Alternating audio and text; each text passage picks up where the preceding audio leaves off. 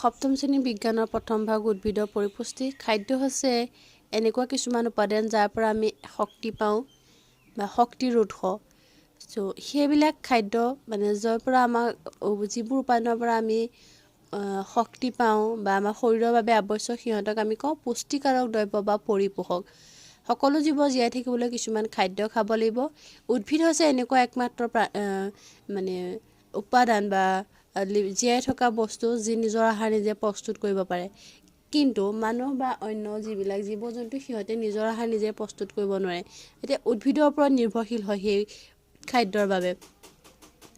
তো যিটো প্ৰক্ৰিয়াৰ দ্বাৰা জীৱই খাদ্য গ্ৰহণ কৰি শৰীৰৰ বাবে প্ৰয়োজনীয় উপযোগী উপাদান সংগ্ৰহ কৰিব পাৰে তাক পৰিপুষ্টি বোলে। তো উদ্ভিদৰ পৰিপুষ্টি প্ৰণালী দুই প্ৰকাৰৰ, স্বপোষী আৰু পৰপোষী। স্বপোষীত যিবোৰে নিজৰ খাদ্য নিজে প্ৰস্তুত কৰিব পাৰে আৰু পৰপোষী